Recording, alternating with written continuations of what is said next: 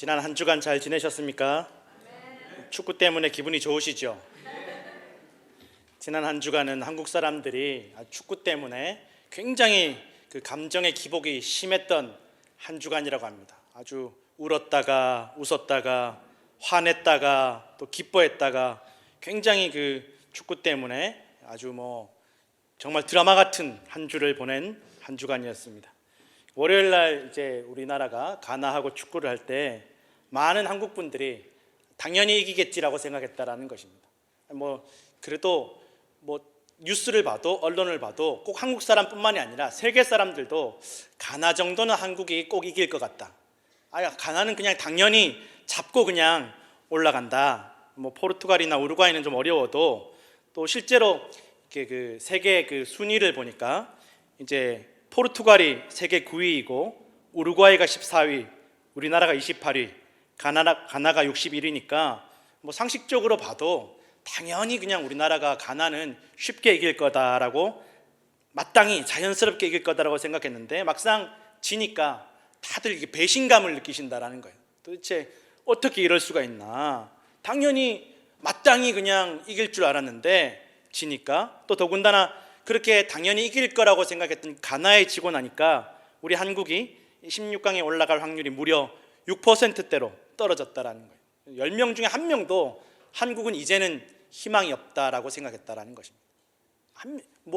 이제는 포르투갈과 우루과이가 워낙에 우리나라보다 잘하니까 이제 우리나라는 희망이 없다. 그래도 혹시 모르니까 6%라도 6%의 희망이 있으니까 포르투갈 한번 보자. TV를 보려고 마음먹은 분들이 있습니다. 6%의 희망을 가지고 그 겨자씨만한 믿음을 가지고 이제 포르투갈과의 경기를 틀었는데 5분도 안 돼서 한 골을 먹으니까 TV를 꺼버리시는 분들, TV를 집어 던지시는 분들 아주 많았다라는 거예요. 핸드폰을 집어 던지시는 분들도 있었다라는 거예요. 이제는 정말 끝났다. 이제 더 이상 돌아볼 것 없다. 내가 2번 다시 축구 안 볼랜다. 이렇게 결심하시고 다짐하시는 분들이 있었다라는 것입니다. 그런데 남아있는 분들은 오기로 그래 몇 골이나 더 먹나 한번 보자. 그렇게 오기로 축구를 보셨던 분들만 역전하는 것을 보았다라는 것입니다. 온 한국 사람들이 깜짝 놀라고 기가 막히는 승리다. 정말 드라마 같다. 온 세계 사람들도 깜짝 놀라는 거예요. 한국이 저렇게 올라갈 수가 없는데 더군다나 그냥 한국이 이겼다라고 끝나는 게 아니라 우루과이하고 가나가 도와줘야 되는데 그것까지 다 맞아 들어가니까 기가 막히고 이건 영화보다 더 영화 같은 이야기이고 드라마보다 더 드라마 같은 환상적인 극적인 그런 이야기라고 많이 뉴스에 언론에 나왔다라는 것입니다. 여러분, 우리 성도들에게는 이 축구보다 더 드라마틱하고 극적인 이야기가 바로 예수 그리스도의 이야기인 줄로 믿습니다. 아무리 잘난 사람도 건강한 사람도 제 아무리 권력이 있어도 명예가 있어도 인기가 없어도 피할 수 없는 것은 사망과 멸망입니다. 아무리 열심히 일해도 아무리 나를 따르는 사람이 많고 좋아해 주는 사람이 많고 사랑해 주는 사람이 많아도 절대 피할 수 없는 길, 희망이 없는 길, 다 끝나버린 소망이 없는 그런 인생과 역사 가운데 구원과 영광과 생명과 승리의 길이 열렸다라는 것입니다. 그것이 바로 예수 그리스도께서 이 땅에 오신 드라마틱한 사건이라는 것입니다. 다 끝났는데 우리에겐 소망도 희망도 없는데 남아있는 것은 절망이고 눈에 뻔히 보면서도 피할 수 없는 그 절망과 멸망과 사망에서 우리를 건져주시는 그 예수 그리스도께서 구원자가 되셔서 이 땅에 내려오셨다라는 것입니다. 아무런 희망도 소망도 없고 오직 절망과 낙심밖에 없는 인생이라도 이 소식, 이 사건으로 말미암아 다시 살고 희망이 있고 생명이 있는 놀라운 소망을 품게 되었다라는 것입니다. 오늘 예수 그리스도로 말미암아 절망하고 낙심뿐인 인생에 소망을 누리시고 평안을 누리시고 기쁨으로 충만하시기를 축원합니다. 해마다 성탄절이 돌아옵니다. 크리스마스입니다. 이 성탄절, 크리스마스는 온 세계가 기쁨의 절기로, 기쁨의 상징으로 생각을 합니다. 교회를 다니는 분들이나 예수님을 모르는 분들이나 1년 중 기쁨의 상징이 바로 이 성탄절 크리스마스입니다.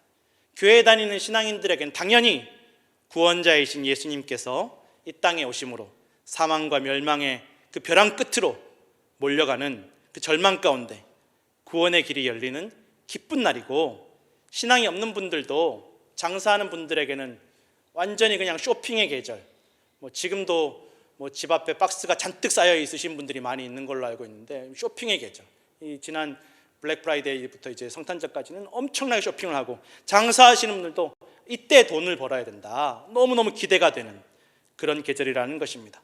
또 연휴를 통해서 쉴 수 있고 재충전할 수 있고, 또 아이들에게는 선물을 기대할 수 있는 기쁨의 계절이라는 것입니다. 이렇게 모든 이들에게, 온 세계 사람들에게 기쁨의 상징인 크리스마스이지만, 어떤 분들에게는 이 크리스마스가 없었으면 좋겠는 그런 계절이기도 하다라는 것입니다. 성탄절을 지내면서 애인이 없는 사람들은 절대 집 밖으로 나오지 않는다고 합니다. 꼴 보기 싫어서. 정말 저 사람들이 깨지든지 성탄절이 없어지든지 했으면 좋겠다라는 그런 아주 한이 맺혀 있는 계절이 바로 성탄절이라고 합니다. 또 건강이 좋지 않아서 병원에서 성탄절을 보내야 하는 분들에게는 이 성탄절이, 크리스마스가 너무 고통스럽다라는 것입니다. 건강이 없어서 아무리 돈이 있고 시간적으로 여유가 있어도 건강이 없어서 이 크리스마스를 기뻐할 수 없고 고통스러워할 수밖에 없다라는 것입니다. 경제적으로 어려운 분들도 마찬가지입니다. 이 크리스마스에 그래도 기대하는 아이들에게 선물 하나라도 사주고 싶고 가족끼리 외식이라도 한번 하고 싶은데 지금 경제적으로 너무 어렵고 힘드니까 고통스럽다라는 것입니다. 해줄 수 없으니까. 성탄절이 없었으면 좋겠다, 이 크리스마스가 없이 그냥 건너뛰었으면 좋겠다라는 생각을 한다라는 것입니다. 이 성탄절을 감옥에서 지내는 이들도 있습니다. 비록 자기가 지은 죄 때문이지만 이 성탄절에 가족과 함께하지 못하는 이들은 그저 가족과 함께 지낼 수 있으면 좋겠다, 이 성탄절이 없었으면 좋겠다, 더 크리스마스가 되면 가족 생각이 간절하다라는 것입니다. 전쟁터에서 성탄절을 지내는 분들도 있습니다. 돈이 없어도, 건강이 없어도 살아서 가족들을 만나고 싶은데 이 크리스마스에 가족 생각이 더 많이 나고 그립고 괴롭다라는 것입니다. 이렇게 크리스마스를 기다리는, 성탄절을 기다리는 이 대림절 기간에 각자의 사정과 형편에 따라서 기다리는 마음들은 다 다를 수 있다라는 것입니다. 어떤 이들에게는 기쁨과 소망과 축제의 상징이 되지만, 어떤 이들에게는 절망과 고통과 상처와 부끄러움의 상징이 되는 날이 바로 성탄절이라는 것입니다. 오늘 성경에 나오는 두 여인은 똑같이 자녀를 가집니다. 잉태를 합니다. 그런데 그 한 명에게는 한평생의 한을 풀어주고 부끄러움과 수치를 씻어주는 잉태이고, 다른 한 명에게는 한평생을 망쳐버리고 생명조차 위협받을 수 있는 부끄러움과 수치를 주는 잉태의 소식이었다라는 것입니다. 엘리사벳이라는 여인은 제사장의 아내였습니다. 당시 이스라엘에서 제일 하나님께 가까이 나아가는 사람, 제일 거룩하고 구별된 이 이스라엘 백성들의 지도자, 제사장인 사가랴와 엘리사벳 부부에게는 정말 치명적인 아픔과 상처와 부끄러움이 있었다라는 것입니다. 바로 아이가 없는 것입니다. 그래도 하나님을 가장 가까이 섬기는 제사장, 하나님께 복과 은혜를 받을 확률이 가장 많은 제사장 가정에, 아니 안 믿는 사람도, 이방인들도 자연스럽게 아이가 생기는데 이 제사장 가정에 아이가 없다라는 것은 굉장히 큰 핸디캡이었고 부끄러움이었다라는 것입니다. 신앙생활을 오랫동안 진실되고 성실하게 해오신 분들 가정에도 누구에게나 어려움과 아픔이 있을 수 있습니다. 목사님 가정에도, 장로님 가정에도, 안수 집사님 가정에도, 권사님 가정에도 남모를 아픔과 말 못할 부끄러움이 있을 수 있습니다. 오히려 오랫동안 성실하게 신앙생활을 했기 때문에 목사님이라서, 장로님이라서, 권사님이라서, 안수 집사님이라서 더 남에게 이야기하지 못하고 그 상처와 아픔을 그냥 끌어안고 평생 살아가야 되는 경우들이 얼마나 많이 있는지 모릅니다. 누구의 잘못도 죄도 아니지만 이 상처와 아픔을 해결하지 못한 채로 평생 끌어안고 살아가는 것입니다. 이 제사장 사가랴의 가정에도 그런 아픔이 있었다라는 것입니다. 이제는 나이가 너무 많아서 자식이 생길 소망이 없어졌습니다. 어느 날 천사가 이 사가랴에게 찾아옵니다. 제사하는 중에, 예배하는 중에 홀로 있을 때, 이 사가랴 제사장이 혼자 있을 때 천사가 나타나서 내 아내가 아들을 가질 것이고 그 아이는 하나님께서 귀하고 거룩한 사명을 맡겨주실 것이라고 말씀하십니다. 그런데 너무도 하나님을 잘 믿어야만 되는, 너무도 하나님과 제일 가까운 이 사가랴 제사장은 믿을 수가 없었습니다. 천지의 창조주이신 하나님을, 구원자이시고 전능하신 하나님을 가장 가까이에서 예배하고 섬기는, 또 지금 예배하는 가운데 주시는 그 말씀을 사가랴는 믿을 수가 없었습니다. 목사님도, 장로님도, 권사님도, 안수집사님도 오랜 세월 신앙생활을 성실히 해오고, 그래도 교회에서 신앙의 본이 되는 직분을 받았지만 오랜 시간 어려움이 계속되면, 기도 응답이 이루어지지 않으면 낙심하게 되고 자기도 모르게 믿음을 잃어버리고 체념하게 되는 일들이 얼마나 많이 있는지 모릅니다. 세월이, 직분이, 수고와 헌신이 믿음을 보장해 주는 것이 아니다라는 것입니다. 사가랴도 마찬가지였습니다. 오랜 세월 충분히 기대하면서 기다렸지만 이제는 나와 아내가 너무 늙어서 이제는 아무런 소망이 없는데, 늦어버렸는데 믿을 수가 없다라는 것입니다. 나와 아내가 다 나이가 많습니다. 어떻게 그런 일이 일어날 수 있습니까? 이제 너무 늦었지 않습니까? 천사가 말하기를, 이 일이 이루어질 때까지 네가 말을 하지 못할 것이라고 말씀합니다. 사가랴의 아내 엘리사벳이 잉태한 것을 알게 되고 엘리사벳이 말하기를, 하나님께서 내 일평생의 부끄러움을 없게 하시려고 이렇게 해주셨다라고 고백합니다. 이 일이 엘리사벳의 일평생의 한을 풀어주는 기쁜 소식, 소망 없던, 희망이 없던, 조금의 가능성도 보이지 않던 엘리사벳과 사가랴 가정에 그 부끄러움을 풀어주는, 그 평생의 한을 풀어주는 놀라운 기쁨의 소식이 되었다라는 것입니다.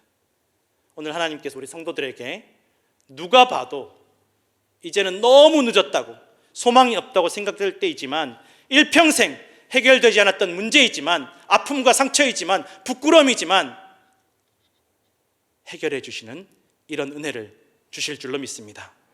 사가랴와 엘리사벳이 확실히 끝까지 잘 믿어서, 끝까지 믿음을 잃지 않아서 주신 은혜가 아니었다라는 것입니다. 직분을 잘 감당했으니까 그래 너 잘했다, 대가로 보상으로 주신 그런 은혜도 아니었다라는 것입니다. 일평생 신앙생활하고 사명을 감당해도 믿음이 없었던, 세월이 흐르면서 믿음을 다 잃어버렸던 사가랴와 엘리사벳에게 거저 주신 은혜였다라는 것입니다. 또 한 여인은 우리가 잘 아는 마리아입니다. 엘리사벳이 잉태한 지 6달이 되었을 때 엘리사벳의 친척인 마리아에게도 사가랴에게 나타났던 그 가브리엘 천사가 나타나서 잉태할 것이라는 소식을 전합니다.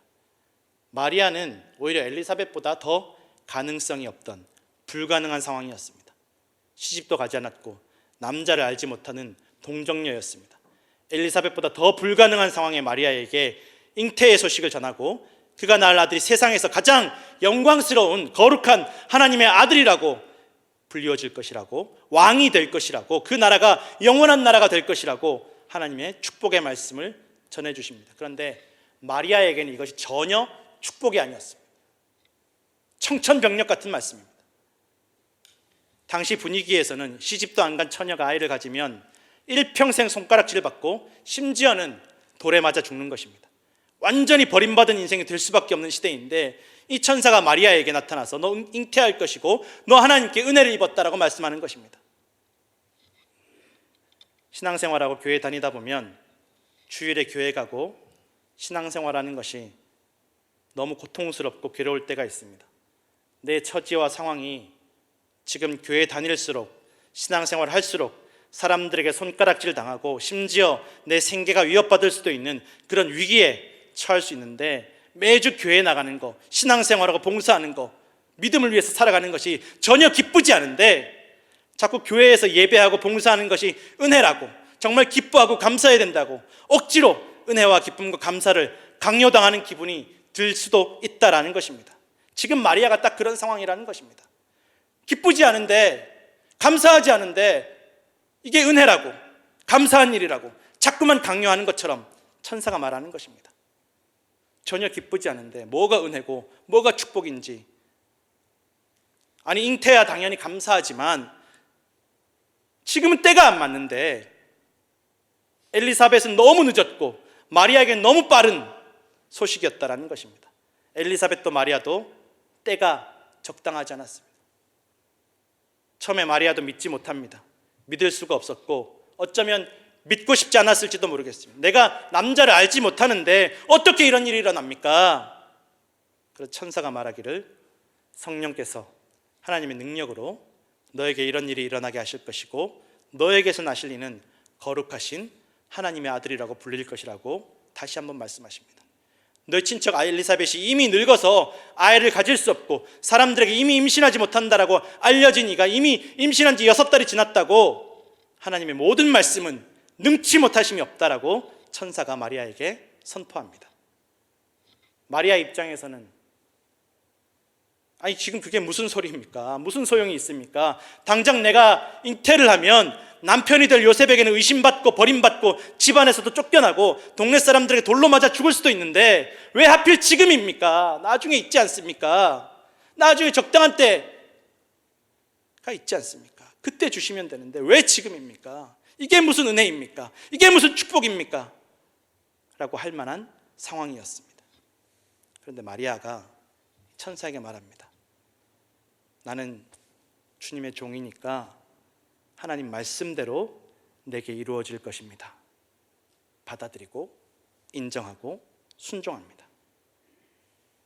엘리사벳과 마리아의 입장에서는 적당하지 않은 것 같고 너무 늦은 것 같고 너무 빠른 것 같지만, 하나님은 엘리사벳과 마리아의 도저히 인간적으로는 상상도 할 수 없는 그 불가능한 상황 속에서 가능성을 만들어내셨다는 것입니다. 너무 늦어서 아무 소망이 없는 엘리사벳, 애초에 어떤 인간적인 가능성의 기회조차 없었던 마리아를 통해서 하나님께서는 우리의 상황과 형편을 뛰어넘는 전능하신 하나님이심을 나타내시는 것입니다. 여러분, 신앙생활 하면서 낙심하고 신앙생활 할수록 시험 드는 이유들 중에 대부분이 내 기준으로, 내 생각으로 하나님의 인도하심을 판단하고 또 그렇게 받아들이고 하기 때문일 때가 얼마나 많이 있는지 모릅니다. 지금 때가 아닙니다. 하나님, 너무 늦었습니다. 이건 너무 빠르지 않습니까? 이런 방법은 안 됩니다. 너무 억지스럽지 않습니까? 내 인간적인 생각과 경험으로, 내 감정으로 하나님의 역사를 판단하고 그렇게 신앙생활을 하다 보면 하나님께서 베풀어 주시는 놀라운 기적과 은혜를 깨닫지도 못하고 누리지도 못한다는 것입니다. 엘리사벳은 너무 늦었지만 하나님께서 사람들 앞에서 내 부끄러움을 없애주시기 위해서 나를 돌보시고 기억하셨다라고 고백하고 믿음으로 받아들입니다. 마리아에게도 너무 빨랐지만 내 상황과 형편에 인간적으로는 도저히 수긍하고 인정하고 받아들이기 어렵지만 하나님 말씀대로 이루어질 것입니다 라고 그 믿음을 고백했다라는 것입니다. 마리아가 엘리사벳에게 찾아갑니다. 당시에 마리아가 살던 이 나사렛이란 동네에서 엘리사벳이 사는 이 유대의 한 동네까지는 학자들에 의하면 거의 120km 되는 거리입니다. 거리만 먼 것이 아니라 산길이고 들짐승이 많고 강도가 들끓는 길이었습니다. 여자 혼자 그 먼 길을 가기가 쉽지 않습니다. 누구와 함께 가지 못합니다. 이미 잉태했는데, 부끄러운데, 드러내지 못하는데, 요셉에게도 함께 가지 못하고 또 가족과도 함께 하지 못하는, 오직 마리아 혼자 그 길을 걸어갑니다. 그 멀고도 험한 길을 천사를 통해 주신 하나님의 말씀만 믿고 걸어가는 것입니다. 우리가 교회 다니고 믿음으로 사는 길이 결코 쉽지 않습니다. 때로는 위험합니다. 너무도 멀고도 험한 길입니다. 믿음이 아니고서는 갈 수 없는 길입니다. 우리 교회 성도님들 이야기를 들어보면 정말 믿음이 아니면 교회에 나올 수 없고 영상으로라도 예배할 수 없는 분들이 얼마나 많이 있는지 모릅니다. 아무도 인정해 주지 않습니다. 알아주지 않습니다. 심지어는 가족들조차 손가락질하고 가로막습니다. 왜 그렇게 수고스럽게 고생을 사서 하냐고 조롱당하고 핍박받습니다. 도저히 건강이 따라주지 않지만 그럼에도 불구하고 예배하고 영상으로라도 예배하는 모든 성도들의 모습이 믿음이 아니고서는 결코 설명할 수 없다는 것입니다. 오늘 이 자리에 함께 예배하는 모든 성도들, 영상으로 예배하는 모든 성도들이 이러한 믿음의 용사들임을 믿습니다. 그렇게 엘리사벳과 마리아가 만났는데 아직 엘리사벳에게 말하기도 전에 엘리사벳에게 하나님의 성령께서 임재하셔서 마리아를 축복하게 하십니다. 네가 여자 중에 가장 복이 있다. 내 태중에 있는 아이도 복이 있다. 내 주님의 어머니가 내게 낳아오시니 이게 어찌된 일인가. 네가 문안하는 소리에 내 뱃속의 아이도 기쁨으로 뛰어논다라고 말하고 있습니다. 주의 말씀이 반드시 이루어지리라고 믿은 그 여자에게 복이 있다라고 말하고 있다는 것입니다. 이 말씀은 엘리사벳의 인간적인 말이 아니라 하나님께서 성령으로 엘리사벳을 통해서 마리아에게 주시는 놀라운 축복과 은혜의 말씀이라는 것입니다. 세상에서 인간적으로는 마리아에게 기쁜 소식이 아니고 부끄러움과 고통스러운 소식이 될 수도 있지만, 그러한 성탄이 될 수도 있지만, 그런 크리스마스가 될 수도 있지만, 하나님 안에서 하나님께서는 그것이 참으로 복된 소식임을, 너의 모든 부끄러움과 고통을 영광과 복이 되게 하실 것이라고 축복하시는 것입니다. 너의 믿음을, 하나님의 말씀이 반드시 이루어질 것을 믿는 너의 믿음을 하나님께서 다 아시고 그 믿음을 복되게 하신다라고 말씀하시는 것입니다. 여러분, 오늘 이 말씀은 단순히 그냥 엘리사벳과 마리아가 아이를 가지는 이야기가 아닙니다.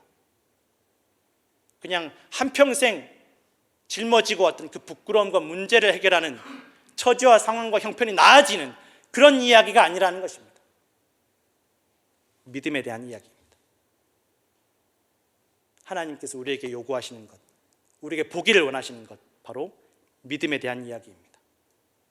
누가 봐도 도저히 불가능하고 있을 수 없는 일이지만 하나님께는 능치 못하심이 없다라는 것을 보여주시는 것입니다. 그리고 믿으라는 것입니다. 끝까지